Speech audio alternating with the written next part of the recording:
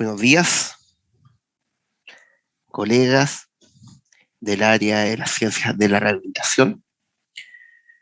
Continuando con lo que habíamos visto en la cápsula anterior, asociada a si puede existir dolor sin nocicepción, cuya respuesta es evidentemente que sí, ¿cierto? Existen otras tantas formas de poder activar el neuroTAC del dolor a través de la dimensión cognitiva. Y un ejemplo de esto, evidentemente, que son las creencias erróneas, los pensamientos catastróficos. De hecho, un estudio realizado hace unos 20 años ya daba cuenta que cuando yo divido dos grupos de sujetos con dolor lumbar, por ejemplo, en donde a uno de los grupos se le decide realizar un test de flexión de cadera con la rodilla extendida, y a un grupo se le dice antes de la prueba que era probable de que perciba un ligero aumento en su dolor, que sería el efecto nocebo, ¿cierto? A diferencia del otro grupo al que solo se le dijo que la prueba sería rápida, el primer grupo reportó mayor dolor durante la prueba y, por otro lado, un menor número de repeticiones en comparación con los que recibieron una instrucción neutra. Por lo tanto, la instrucción puede hacer creer, y de hecho en este caso hizo creer a los usuarios, que algo amenazante había en esa prueba. Y por esto la respuesta se asocia a un menor número de repeticiones y percepción de dolor. Por lo tanto, cada vez que nosotros hablamos con nuestro usuario y transmitimos información que pudiera ser catastrófica, imagínense lo que puede estar ocurriendo en los cerebros de estos usuarios. De esta manera, ¿cierto? A lo largo de los últimos años se ha demostrado que la ansiedad, el miedo, las conductas de evitación, los cambios funcionales, la depresión, la ira, el catastrofismo, la aceptación, la hipervigilancia, las estrategias de afrontamiento, el apoyo social, la fatiga laboral, están directamente relacionados con la recurrencia, con la intensidad y perpetuación del dolor. Lo más probable es que todo este proceso esté conceptualizado bajo lo que se denomina sensibilización cognitivo-emocional. En ese contexto, un ejemplo que es bastante intuitivo. ¿Por qué suele creer, por ejemplo, que a las personas que les duele la rodilla y que presentan artrosis, por qué esas personas creen que presentan dolor?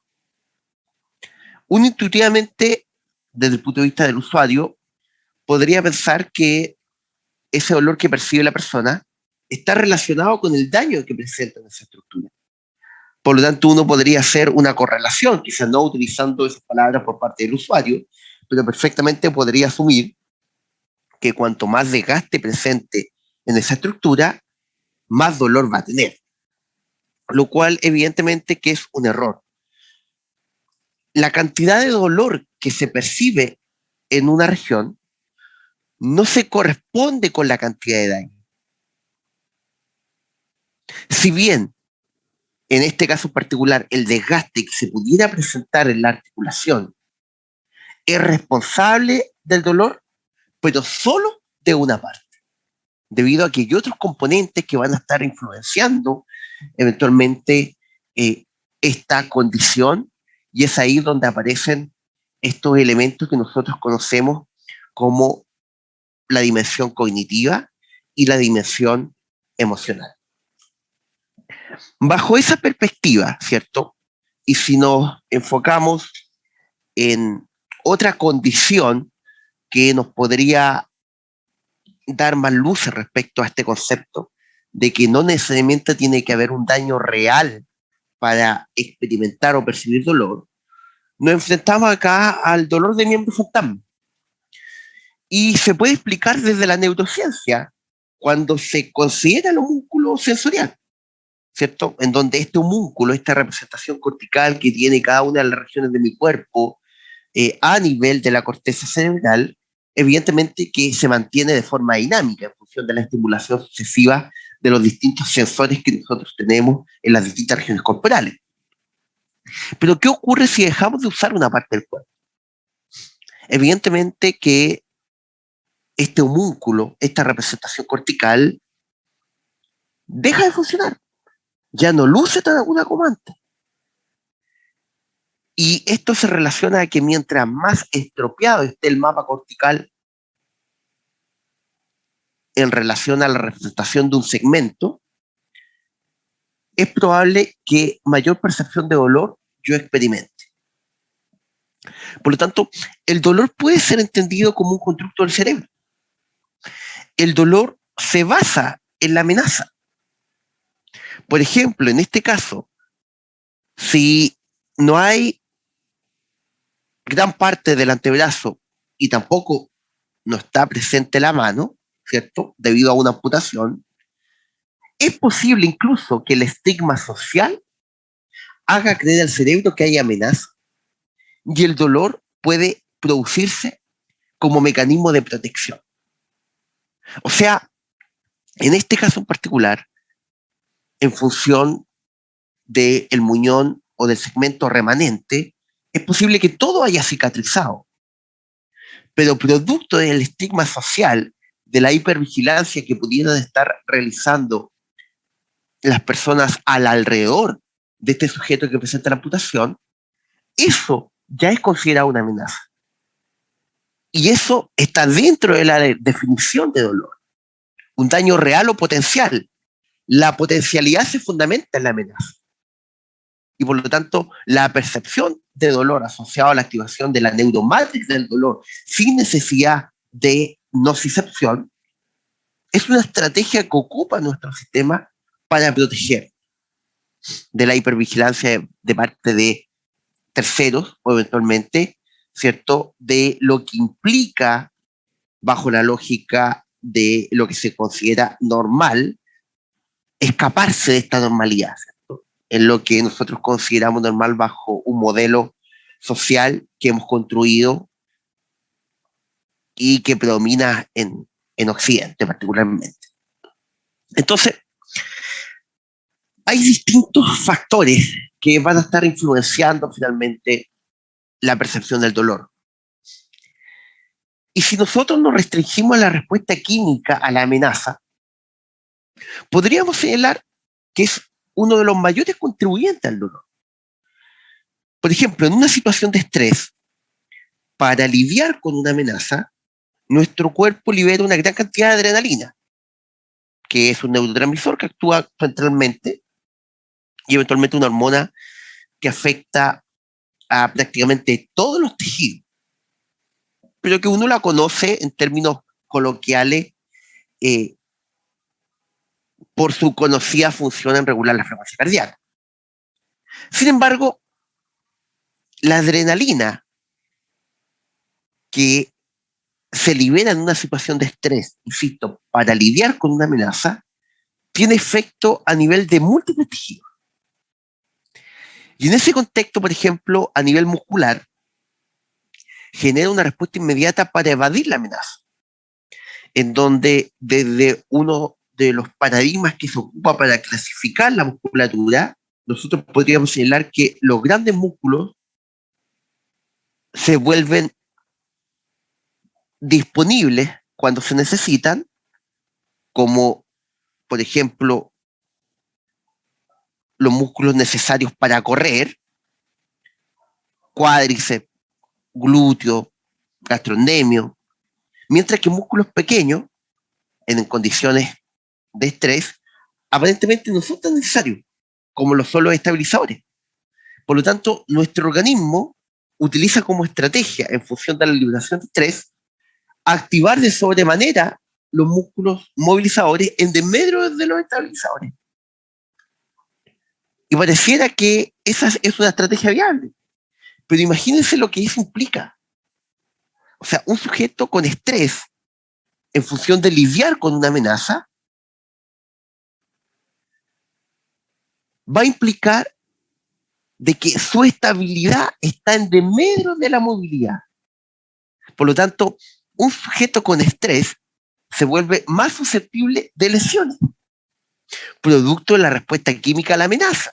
Y si nosotros consideramos que la percepción de dolor, entre otros elementos, es la respuesta a una amenaza como constructo del cerebro, por lo tanto, eso nos condiciona desde el punto de vista de la susceptibilidad para presentar alguna otra condición de salud, debido a que la musculatura estabilizadora está con un bajo rendimiento en función de favorecer que los grandes músculos se activen de sobremanera para permitir la huida. En términos del lenguaje, cuando nos enfrentamos a una amenaza, pueden salir palabras fuertes, ¿cierto? Palabras cortas, palabras agudas, abrasivas. La respiración se acelera, se hace más superficial. En términos del sistema gastrointestinal, la ingestión de la comida reduce su velocidad, permitiendo que toda la energía posible y flujo sanguíneo se localice inmediatamente en los sistemas que tienen necesidad. El cuerpo aumenta la adrenalina para proteger. Esto es normal en la etapa aguda y la adrenalina va a durar algunos minutos ante el miedo o la amenaza. Y eso podría ocurrir en situaciones estresantes como una cirugía, un accidente de auto, compensaciones laborales, miedo al dolor. ¿Qué es lo complejo? Que existe un químico más potente y duradero que se produce para lidiar con amenazas de largo plazo. Y ese es el cortisol. El cortisol es una hormona glucocorticoide que es producida por la glándula suprarrenal y se produce en respuesta al estrés, pero un estrés que se mantiene en el tiempo, porque la respuesta química inmediata es la adrenalina. En la medida que este estrés se mantenga en el tiempo, ya comenzamos a liberar cortisol. Y la función primaria que tiene el cortisol es aumentar los niveles de azúcar en la sangre, pero por otro lado suprime el sistema inmune. El cortisol previene la liberación de sustancias del cuerpo que causan inflamación, lo cual va en línea, evidentemente, con su uso en enfermedades o condiciones de salud inflamatorias o reumáticas. Sin embargo, elevados niveles de cortisol pueden llevar a daño muscular, pueden llevar a reducir el metabolismo óseo, afecta la memoria a largo plazo, por lo tanto limita el aprendizaje, incrementa la presión arterial, suprime el sistema reproductivo. Y por si fuera poco, en una persona con dolor crónico, por ejemplo, el cortisol revierte su función en términos de que, si bien en condiciones normales es antiinflamatorio, en condiciones de dolor crónico es proinflamatorio. Y ese es el correlato que existe cuando hablamos de, por ejemplo, dolor crónico, dolor neuropático o la nomenclatura nueva nociplástico, en donde existe una disfunción de la vía. Y esa disfunción no solo se manifiesta en términos neurales, sino que también en el marco de la liberación de agentes químicos, en este caso esta hormona glucocorticoide, que en términos temporales, luego de que esta respuesta o este estrés se mantiene en el tiempo, va a tener un rol antiinflamatorio. Pero en la medida que esta situación estresante se mantenga en el tiempo, por 6 meses o más, eso podría generar que revierta su función y yo estoy en un estado inflamatorio constante. Para ejemplificar esa situación, podríamos traer a colación condiciones de salud en las cuales existe una inflamación permanente en una estructura. Y eso puede ser por malas indicaciones, por mala adherencia a la intervención, en donde ese estrés puede ir acompañado de miedo, ansiedad, que se perpetúa en el tiempo, en donde los niveles de cortisol en una primera instancia eran antiinflamatorios, luego van a ser proinflamatorios. Y en ese contexto van a aumentar la citoquina, pero estas van a comenzar a revertir su función y eso va a favorecer que se genere una respuesta inflamatoria que se va a perpetuar en el tiempo. Por lo tanto, esos usuarios en donde nosotros visualizamos eventualmente que el proceso inflamatorio no atenúa, sería la respuesta normal dentro de lo anormal, ¿cierto? La respuesta normal en función de que tengo una situación estresante que se ha mantenido por tanto tiempo que ciertas hormonas comienzan a revertir su función. Y eso es lo complejo de la cronicidad de ciertos cuadros. Veamos algunos mecanismos de modulación del dolor. Bueno, el primer mecanismo de modulación sería el proceso inflamatorio, ¿cierto? Que básicamente la inflamación dentro de los fenómenos de modulación del dolor a nivel periférico tiene un rol permisivo. Quiere decir que cuando hablamos de modulación del dolor, puede ser hacia una suprarregulación o una infrarregulación. Y en este caso, particularmente los sistemas moduladores periféricos, y si nos enfocamos en la inflamación, desempeña un papel amplificador del estímulo no disceptivo. O sea, tienen un rol permisivo del input no disceptivo. Recordar que los signos cardinales de la inflamación son el calor, el enrojecimiento, el rubor, la hinchazón asociada al tumor, ¿cierto? En donde básicamente todos estos elementos responden al proceso inflamatorio propiamente tal y al rol eferente que tienen las fibras aferentes primarias, que estaría haciendo la liberación de sustancias como la sustancia P y el péptido relacionado con el gen de la calcitonina, que si bien tienen funciones tróficas, ¿cierto?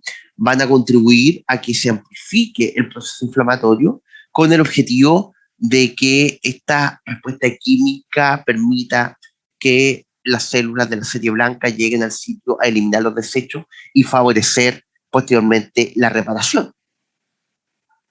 Por lo tanto, la inflamación como mecanismo de modulación de la percepción de dolor tiene un rol permisivo del input nociceptivo. Y ese rol permisivo del input nociceptivo finalmente va a favorecer que yo pueda percibir más dolor, sobre todo en las primeras 48 horas asociadas a la lesión. Asumiendo que también hay otros componentes, insisto, y lo repito, voy a ser majadero con esto, que también podrían aumentar o disminuir la percepción de dolor asociada a la cognición y a la emoción. Otra teoría clásica que se asocia a un mecanismo de modulación del dolor y otro mecanismo que se asocia a la modulación del dolor es la teoría del control regulado o del gate control, como ustedes clásicamente la conocen, en donde básicamente, de acuerdo a esta imagen, podemos observar que tenemos una fibra C, una fibra aferente primaria que se encarga de transportar nocicepción. Tenemos una fibra beta, ¿cierto? Una fibra gruesa con gran cantidad de mielina, una mayor velocidad de conducción en comparación a C, que se encarga de llevar información asociada a tacto suave, tacto inocuo. Y esta fibra beta activa una interneurona inhibitoria. Y esta interneurona inhibitoria, evidentemente que va a contribuir a inhibir a la neurona de proyección que se encuentra en el asta dorsal de la médula espinal. Pero aquí es donde se produce una verdadera suma algebraica. ¿A qué me refiero? Que si bien por un lado la fibra C va a estimular a la neurona de proyección, la fibra beta, gracias a la activación de una interneurona inhibitoria, va a inhibir, va a reducir el nivel de actividad. Entonces, si predomina la activación, evidentemente que aquí se va a transmitir un potencial de acción, que eventualmente podría ser percibido a nivel cortical como dolor.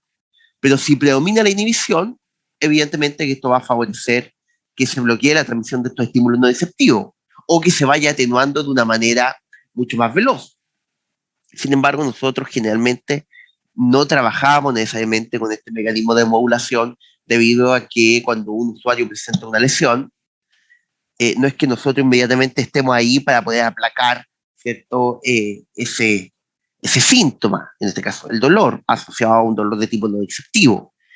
Sin embargo, existen distintos contextos en los cuales se ocupa, sobre todo con el manejo de la tecnología asociado a dispositivos que intentan activar estas fibras a betas de manera exógena, pero un ejemplo intuitivo para que se comprenda este mecanismo de emulación es que cuando usted se golpea en una región de su cuerpo y usted se soba, ahí está activando el control regulado o el gate control, como se conoce clásicamente, en donde cuando usted se soba o sacude la mano, activa la fibra beta, que van a activar una interneurona inhibitoria, que finalmente va a inhibir a la neurona de proyección, y si predomina la inhibición por sobre la activación asociada a la fibra C que transporta una inserción, evidentemente que esta información nociceptiva se va a ir atenuando y por lo tanto la percepción de dolor desde el punto de vista sensorial también lo va a hacer. El tercer nivel de modulación del dolor está representado por los sistemas descendentes. Y estos sistemas descendentes básicamente provienen del tronco encefálico, específicamente la sustancia gris periacueductal, en donde están implicados los núcleos dorsales y ventrales, que reciben aferencias desde regiones cerebrales relacionadas con las funciones sensoriales, con la emoción, con la motivación, con la atención, la cognición. Por lo tanto, en la medida que yo genere un estímulo que logre estimular estas distintas regiones, se inicia una cascada descendente hacia los núcleos vulvares, específicamente la porción vulvar rostroventral, que contiene el núcleo grande del RAFE y la formación reticular ventral, ¿cierto? Y esto finalmente da origen a la vía final común de los controles descendentes, modulando finalmente la transmisión nociceptiva a nivel medular. Y esto es lo que finalmente va a favorecer que se liberen opioides endógenos. O sea, lo que intento transmitir es que este tercer nivel de modulación del dolor se sustenta en que la sustancia gris periacueductal, al ser activada por regiones de nuestro sistema nervioso central relacionadas con las funciones sensoriales, emocionales, motivacionales, de atención cognitiva en general, voy a favorecer la liberación de sustancias opioides como la leucina cefalina, la metionina cefalina, la beta-endorfina, la dinorfina o la neoendorfina, que al llegar a las dorsal de la médula espinal van a bloquear la transmisión del estímulo nociceptivo. Y si yo tengo un usuario con dolor crónico, por ejemplo, y genero una intervención que sea satisfactoria desde el punto de vista emocional, cognitivo y sensorial, voy a lograr una gran activación de la sustancia periconductal para que se liberen todo este tipo de sustancias que son considerados opioides endógenos, que van a bloquear la transmisión del estímulo nociceptivo, independiente de que existan bucles de reexcitación en esta región, que ya lo hemos visto en cápsulas anteriores. Y a no olvidar que cualquier opioide endógeno es 50 veces más potente que cualquier opioide exógeno.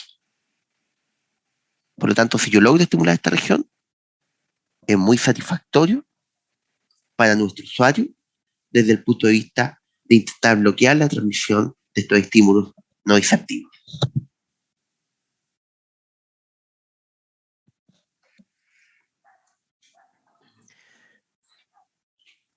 Un cuarto mecanismo de modulación se fundamenta en la modulación condicionada del dolor, lo que ustedes en alguna oportunidad tienen que haber conocido como un control inhibitorio difuso, ya, pero que ahora vamos a ver que esa no es la denominación más adecuada. Entonces, dentro de los efectos neurofisiológicos de algunas de nuestras intervenciones, aparece la activación de un mecanismo denominado modulación condicional del dolor, que es el que se expresa en la imagen. Y este mecanismo consiste en que un estímulo nociceptivo condicionante es capaz de reducir la percepción de un dolor preexistente. ¿Qué quiero decir con esto? Que un dolor quita otro dolor. A esta modalidad es que yo les señalaba anteriormente que clásicamente se le denominaba como control inhibitorio difuso, pero se sabe que ese control inhibitorio difuso solamente existe en animales y en los seres humanos ya hay consenso que se llama modulación condicionada del dolor. ¿Ya? ¿En qué consiste este mecanismo? Se fundamenta básicamente en que se activa el circuito de la sustancia gris periacueductal, particularmente la región rostroventral medial vulvar y el hasta posterior de la médula espinal, en donde dos estímulos nociceptivos, al transmitirse por una vía aferente primaria, pasando por el hasta posterior de la médula espinal y luego dirigirse a estructuras supramedulares, se genera una saturación de información nociceptiva en los núcleos de esta zona, debido a una estimulación simultánea. Y esto produce dos acciones bien concretas. Por un lado, se libera serotonina en el hasta posterior de la médula espinal, bloqueando la transmisión nociceptiva tanto pre como postsináptica, generando analgesia. Y por otro lado, se activa la sustancia gris periacueductal que genera la liberación de opioides endógenos, endorfina, dinorfina, neoendorfina, betaendorfina, particularmente en el hasta posterior de la médula espinal, que también van a bloquear la transmisión del estímulo nociceptivo, como lo vimos anteriormente. Y esto se produce debido a su acción predominante, ¿cierto?, en neuronas de rango dinámico amplio, se encuentra la lámina 5, ya, en donde ahí la lámina 5 entra de todo, de distintos tipos de información sensorial.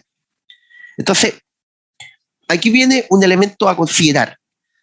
Este mecanismo de modulación condicional del dolor se fundamenta en que un dolor quita otro dolor. O sea, si yo percibo dolor en el miembro superior derecho y yo aplico un estímulo nociceptivo de igual o mayor magnitud en el miembro superior izquierdo, mi sistema se satura de información nociceptiva. Y eso genera que finalmente la percepción de dolor primaria, debido a la condición de salud basal del usuario, disminuya debido a la saturación que estoy generando con este estímulo, por decirlo de alguna manera, experimental en el hemicuerpo contralateral, que va a favorecer la activación de este mecanismo. Y aquí viene un elemento que es muy interesante, que se relaciona con el tercer mecanismo visto anteriormente. La sustancia periacueductal integra los impulsos de diversos orígenes. Como les dije, integra impulsos provenientes del hipotálamo, de área cerebral implicadas con las funciones sensoriales, las regiones parietales, actualmente, integra eh, información relacionada con la emoción, con la motivación, como la corteza insular, la amígdala, con regiones relacionadas con la atención, como las regiones prefrontales. Por lo tanto, los factores psicológicos como la atención y la distracción generan modulación del dolor, debido a que este no solo es un fenómeno de concha-irritación. Y esto se explica porque el dolor es un fenómeno que utiliza recursos cognitivos del individuo. Por lo tanto, al aplicar un nuevo estímulo nociceptivo, se produce una distracción en la que el nuevo estímulo compite por dichos recursos cognitivos y de esta forma también se contribuye a modular la percepción del dolor. Hay varias experiencias clínicas que yo les podría comentar y que las podemos abordar en las instancias sincrónicas, ¿cierto? Particularmente cuando nos veamos el próximo jueves. Para sintetizar todos estos aspectos, las terapias que tienen más impacto en la modulación condicional del dolor son el ejercicio y la terapia física. Y en esa línea es válido preguntarse qué tipo de técnicas, de acuerdo a lo reportado en la literatura, van a generar un efecto sobre la modulación condicional del dolor. Y es ahí en donde, de acuerdo a la evidencia disponible, hay dos técnicas que generan el mayor tamaño del efecto para producir cambios en la percepción del dolor. Y una es la técnica de tensión neural, la cual mejora la modulación del dolor de forma inmediata en sujetos con dolor crónico de cuello, por ejemplo.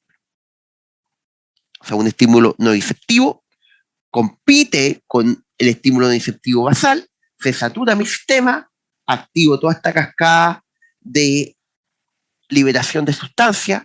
Recuerden que habían dos mecanismos: la liberación de serotonina hasta posterior de la médula espinal, bloqueando la información, la transmisión no disruptiva, y por otro lado la activación de la sustancia gris periconductal, liberando opioides endógenos que también van a contribuir al mismo fin. Entonces, el mayor tamaño del efecto se asocia básicamente a el uso de técnicas de tensión neural. Y particularmente acá probaron una que se relaciona directamente, ¿cierto?, con una técnica de tensión neural a nivel de miembro superior, la cual modula el dolor de forma inmediata en sujetos con dolor crónico a nivel cervical. Recuerden que a nivel cervical, o la percepción de dolor en la región cervical implica un alto grado de catastrofismo, por lo tanto, no es menor, ¿cierto?, que se haya descubierto este tipo de modalidad de intervención. Y otra técnica que se aplica y que se ha reportado que se asocia a esta modulación condicional del dolor, ¿cierto?, es una movilización anteroposterior, por ejemplo, a nivel de rodilla, en usuarios con artrosis. Y ahí se evidenció que los sujetos activaron efectivamente los mecanismos inhibitorios descendentes. Sin embargo, ahí es donde viene como la reflexión de que evidentemente que estos efectos de modulación dependen de muchos factores, ¿ya?, para incidir finalmente sobre las neuronas del acto posterior de la médula espinal. Y ahí la pregunta intuitiva sería: ¿cuál es la intensidad requerida para activar estos circuitos? Y tengo un par de trabajos que estamos desarrollando con alumnos de pregrado y posgrado para poder identificar cuáles son los parámetros que se debieran utilizar puntualmente para activar estos mecanismos. Lo interesante de esto es que hay esperanza desde el punto de vista de que se asume que existen estrategias terapéuticas que tributan a modular la percepción del dolor desde el punto de vista de que un dolor es posible que quite otro dolor. Por lo tanto, insisto, en las sesiones sincrónicas podríamos ahondar algunos aspectos relacionados con esta temática.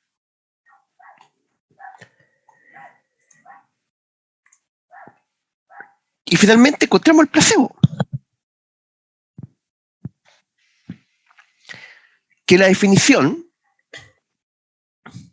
es cualquier terapia o componente de terapia que es usada por su efecto psicológico o psicofisiológico no específico, o por su presunto efecto específico, pero que es sin actividad específica para la condición que está siendo tratada. Es un tanto compleja quizás de comprender y de modular esta definición. Sin embargo, podríamos comentar que existen tres factores que van a determinar el efecto placebo. Uno, la expectativa. Otro es el condicionamiento asociado a la experiencia previa. Y otro es la disonancia cognitiva, que es la supresión por parte del paciente de información contradictoria creadora de tensión. Y es ahí en donde nosotros podríamos señalar que el delantal que usted utilice, el color del delantal que se utilice, genera efecto placebo. Los instrumentos de evaluación. Generalmente los usuarios tienen la expectativa de que la solución a su problema es de índole tecnológica. Como es la consulta o el hospital. Las palabras que utiliza el terapeuta. La disposición del profesional de la salud a escuchar, a responder. Los gestos, el tacto, entre otros elementos tan reportados que condicionan el efecto placebo. Y uno dirá, es un efecto psicológico. Pero no podemos vilipendiar esos elementos. ¿Por qué? Porque el dolor no solo depende de aspectos sensoriales, sino que también depende de aspectos cognitivos y emocionales. Por lo tanto, todo eso que usted dice que es psicológico, el dolor tiene dentro de lo que es las distintas dimensiones, considera eso. Es parte del síntoma. El dolor es un constructo del cerebro, es una respuesta a una amenaza. El dolor es una experiencia y como toda experiencia es una narrativa infinita. Por lo tanto, es evidente que elementos como los que le acabo de comentar van a influenciar la percepción. Y eso es lo maravilloso, porque eso quiere decir que el arsenal terapéutico es vasto. Muchas veces escuchando, asumiendo qué es lo que le está ocurriendo a la persona en todo su contexto, no solo la condición de salud por la cual usted lo va a atender. Por eso es que este modelo biopsicosocial toma mucho más sentido en un síntoma como el dolor. Nos va a permitir finalmente obtener mejores resultados. Hablemos un poco de manejo farmacológico del dolor. Si bien nosotros generalmente, como profesionales del área de la salud, kinesiólogos, terapeutas ocupacionales, fonoaudiólogos, nosotros no prescribimos medicamentos, pero igual debemos saber, porque al momento de identificar una situación que podría ser iatrogénica para el usuario, es preferible derivar. Y es ahí en donde en primer lugar nos encontramos con los antiinflamatorios no esteroidales, o como se conocen clásicamente como AINES. Los AINES efectivamente tienen propiedades antiinflamatorias.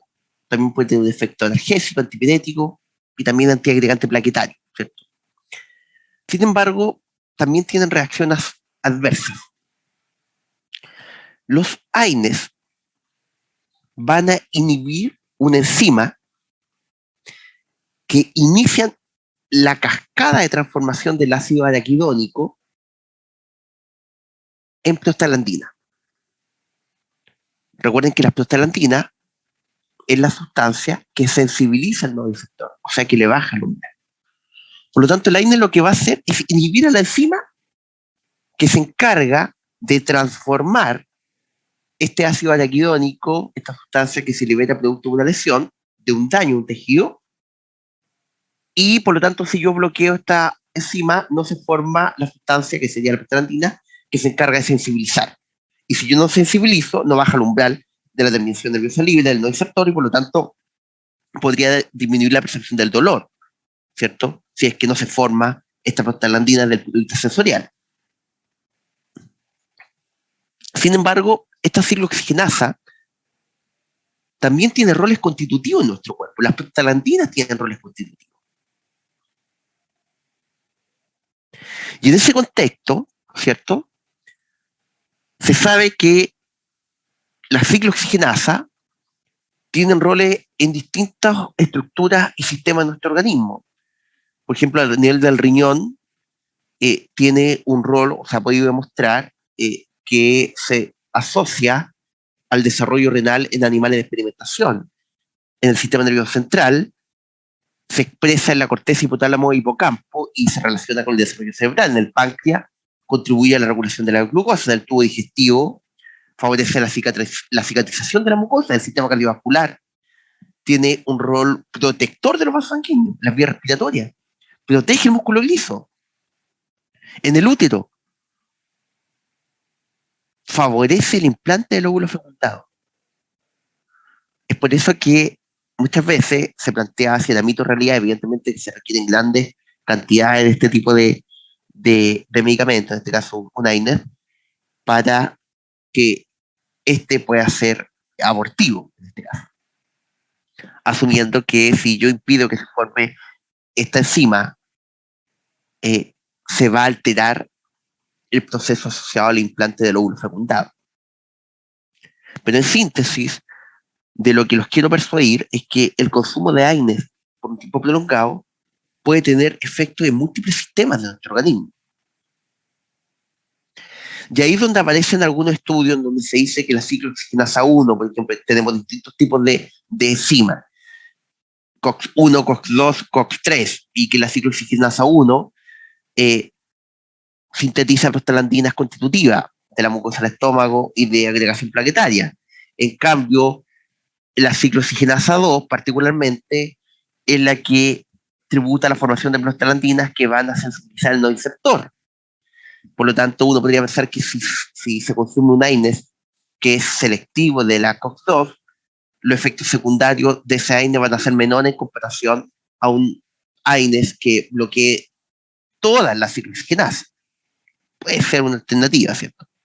Entonces, en general, la mayoría de los AINES poseen acción antiinflamatoria. Y nosotros sabemos que la inflamación es un proceso evolutivo. Sin embargo, los fármacos pueden modificar algunas etapas de dicho proceso. Recuerden que en la fase de lesión inicial del proceso inflamatorio, luego viene una fase vascular, en donde hay vasodilatación, aumenta la permeabilidad capilar, lo que genera edema, luego hay una fase celular, hay migración de polimorfo nuclear, de neutrófilo, eosinófilo, posteriormente monocito, macrófago. Y luego hay una fase de reparación que está caracterizada básicamente por una gran actividad de fibroblastos, con el consecuente depósito de colágeno y obteniendo la reparación del tejido lesionado. Sin embargo, en ese contexto, un medicamento podría alterar el proceso inflamatorio con la consecuente alteración de la fase de reparación.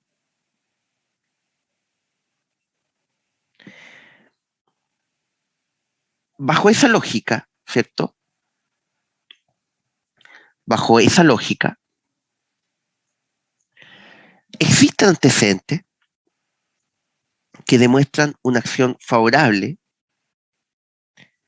de la ciclooxigenasa 2 en los procesos de cicatrización de los tejidos, especialmente el tubo digestivo. Por lo tanto, no existe el AINES ideal. Y en síntesis, su consumo debiera estar acotado al mínimo tiempo posible. Eso evidentemente que sería lo ideal. Ahora bien, nosotros tenemos distintos antiinflamatorios que se encargan de actuar sobre ciertos tipos de ciclooxigenasa que van a dar lugar a prostaglandinas, que algunas tienen roles diferenciados, ¿cierto? Tienen roles constitutivos, evidentemente, y se ha estudiado que la ciclooxigenasa 2, o si este AINES inhibe la ciclooxigenasa 2, que va a formar prostaglandinas que, de acuerdo a las investigaciones, se relacionan directamente con la sensibilización del nociceptor. Para ser más explícito, si yo consumo un AINES que es selectivo de la COX-2, voy a lograr bloquear la formación de prostaglandinas que van a sensibilizar específicamente un nociceptor y por lo tanto que se relacionan específicamente con la percepción del dolor desde el punto de vista sensorial, podrían ser mejores que otros.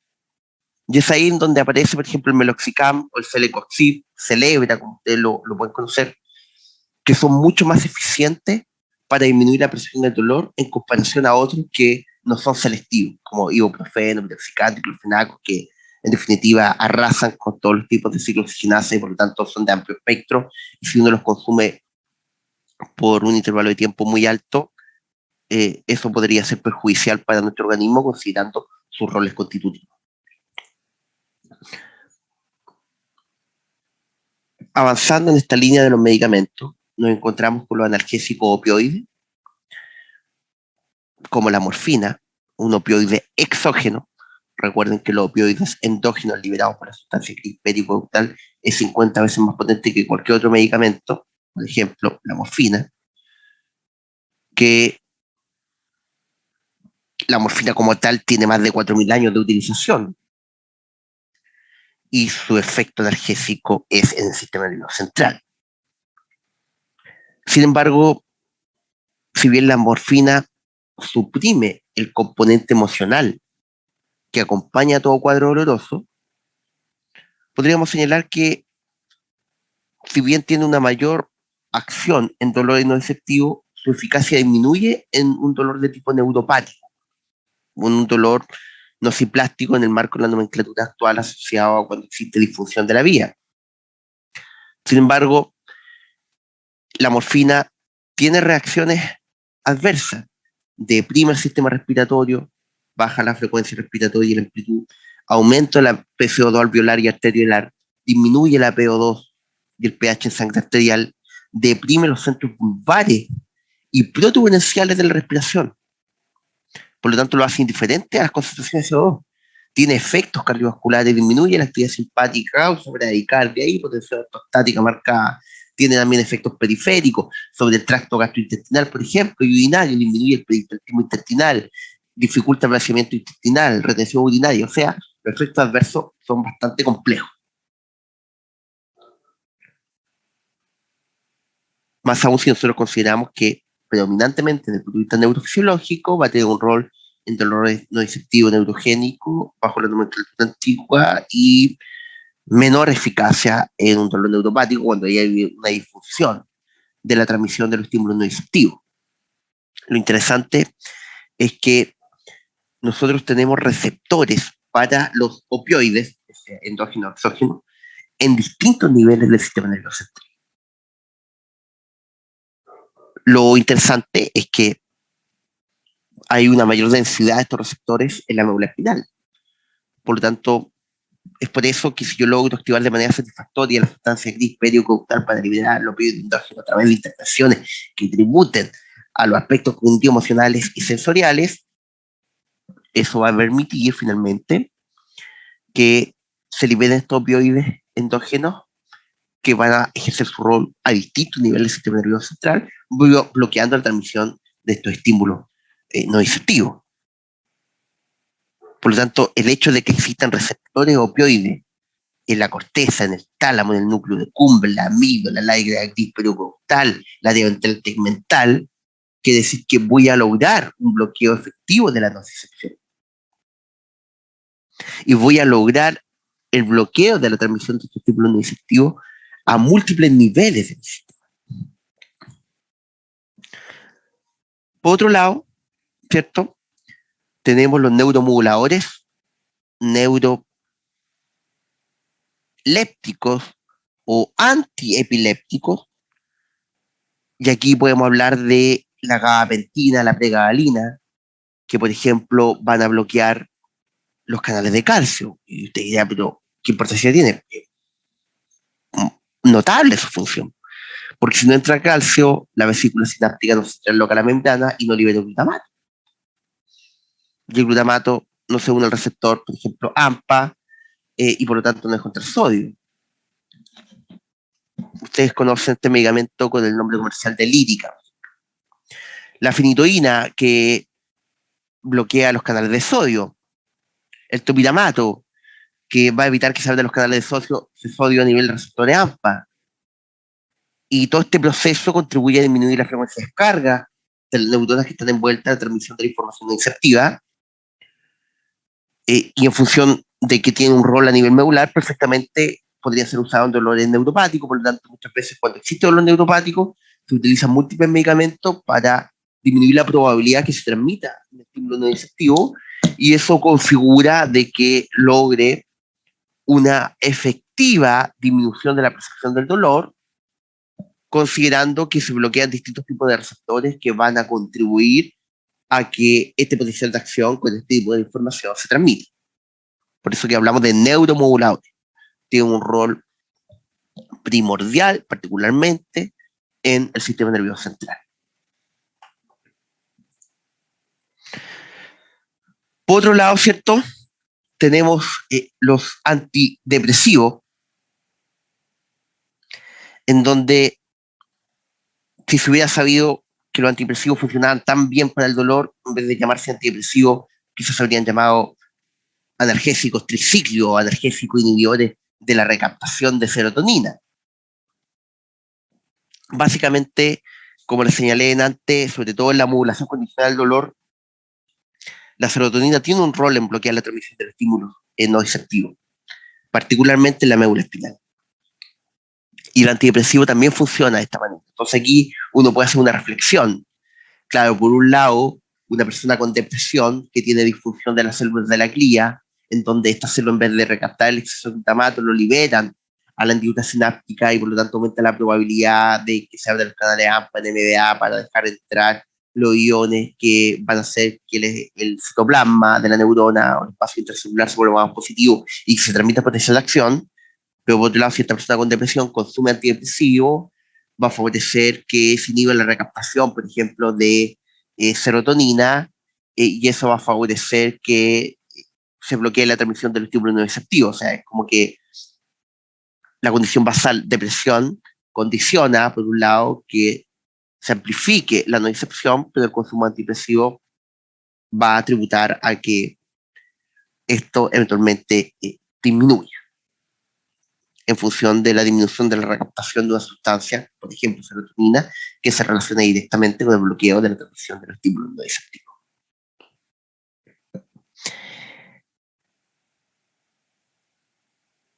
Bien, y finalmente llegamos a la intervención. Y aquí vienen algunas reflexiones que voy a realizar en esta primera parte de esta cápsula para luego, en una segunda parte de esta cápsula, las voy a separar para que exista diferenciación en términos de lo que es la intervención, ¿cierto? Solamente voy a dejar introducido este concepto de la intervención. De las muy diversas herramientas de tratamiento no farmacológico que se han propuesto para el tratamiento, para la intervención de usuarios con dolor, hay algunas que han demostrado su efectividad de forma consistente. Eso está demostrado.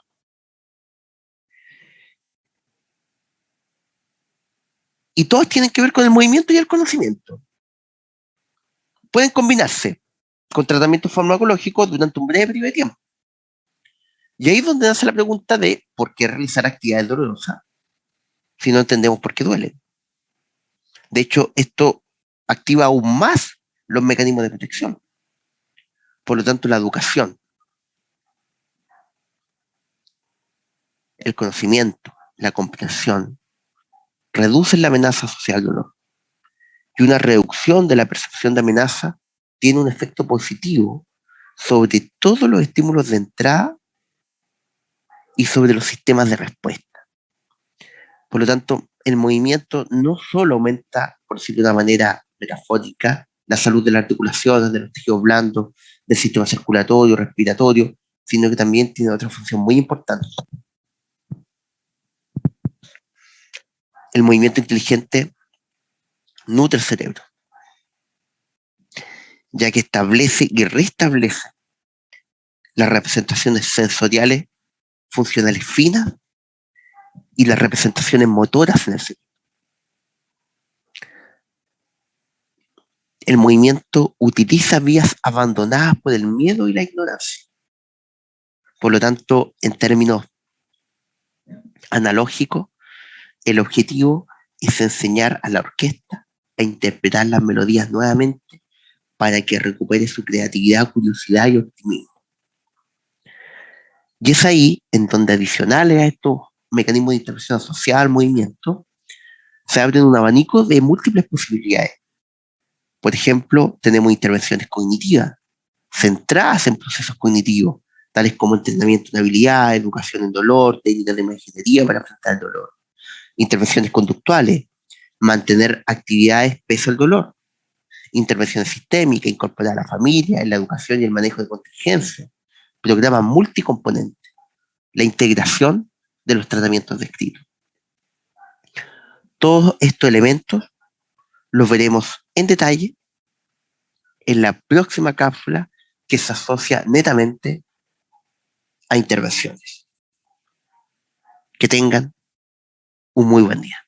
Nos vemos en la próxima cápsula y final.